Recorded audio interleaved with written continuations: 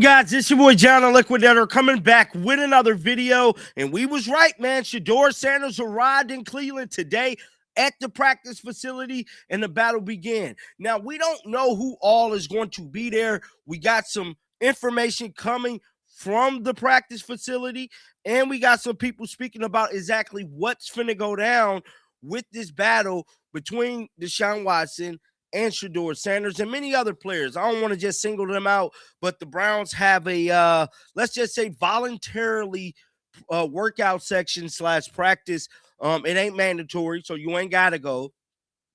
But they have been dropping footage online of different players going and showing up and, you know, making their presence known that they're here to compete for the 2026 NFL season. Now, I do want to let you guys know that we have not seen Deshaun Watson show up yet at all.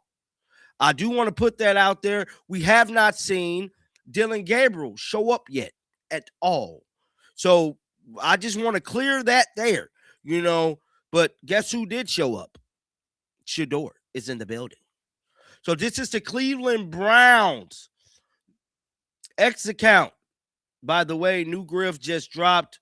As you guys can see, Shedeur here. You're too.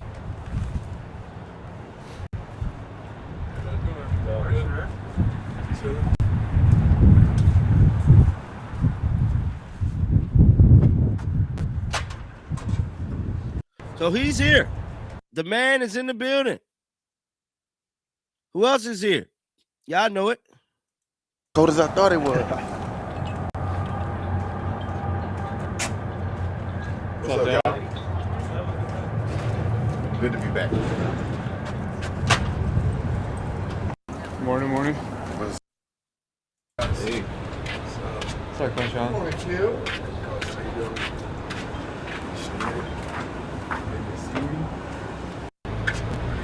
Hey. What's up, Coach Sean? Morning, Q. And that's pretty much it. That's all they put out on the players that have arrived. So I'm pretty sure if Deshaun Watson was here, we would have seen Deshaun Watson. If Dillon Gabriel, they definitely would have showed him. Lead me to believe they maybe not be there. I don't know. But what I want to fast forward to here with you guys is to react to somebody joining, Andrew joining ESPN Cleveland today to drop some major news about this quarterback battle. Let's listen. Veteran minicamp the week of the draft, which is kind of different. Yeah. But they're going to do it the week of the draft. Okay, so are we expecting a new coaching staff, a new offense, a new defense? I know Miles isn't going to be there, but are you expecting most of the Browns roster? Like all the quarterbacks are going to be there, correct? We've seen Shedeur on Cleveland Browns Instagram and the tweeter already walk in the building. We've seen Quinshon walking without a limp. At least it looks that way in there. I don't yet know as to the full attendance. Honestly, the interesting thing to me, guys, will be whether or not Todd Monken, and there is going to be a media availability scheduled on Thursday. Don't know who is going to be speaking, but coaches and players, there'll be a handful. Whether or not Monken gives the full list of attendance. Because what a lot of NFL coaches have done the last few years is simply not go there. Brian Daboll, for example. Hey, is Kayvon Thibodeau here? Guys, I'm not going to tell you who's here. This is voluntary. Right. A lot of coaches have simply said, we're happy with our attendance. This is voluntary, and we're not going to let you know.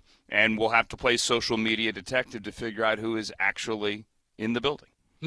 Andrew Siciliano, voice of the Browns, is our guest. Drew, what are you suspecting, as it's all we can do at the moment, about Monken's offense? The Browns made the whole offseason a pilgrimage to improve their offense. They pissed off their defensive coordinator to the point where he left the team. But they went all in with Monken's offense. I get the inkling you'll be running a football based on some of the acquisitions he's made. But what can we expect? I don't think it's going to look like Baltimore's with Lamar, correct? No, I don't think it can with the personnel you have. I think there are little breadcrumbs here. Obviously, they went and beefed up the O-line. They had to do that.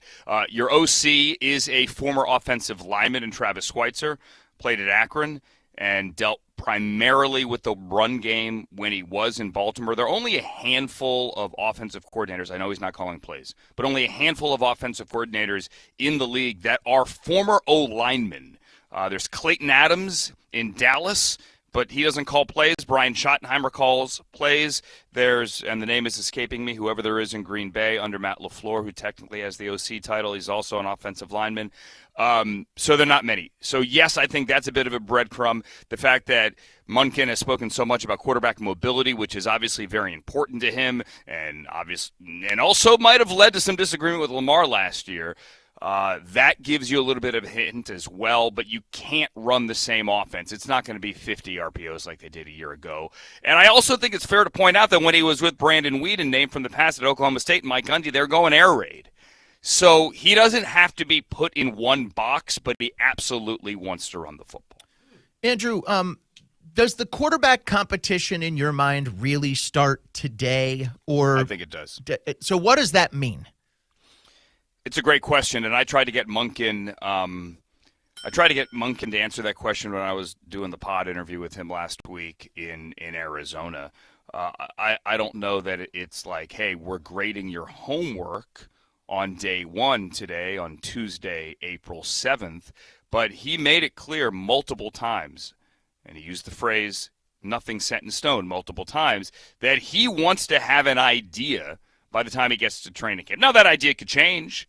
Training camp does matter. The preseason does truly matter. You can't go out there in training camp and look awful and keep the job if you were anointed that guy in the middle of July. But, yeah, that starts today. Whether it's classroom, whether it's attitude, whether it's participation, I'm not sure. But today is kind of the first day of school. Andrew, with that said, does anybody have an advantage about learning a new offense? I mean, are we going breadcrumbs here again? Yeah. And Yeah. I mean, he did suggest that the way last year ended does factor, right?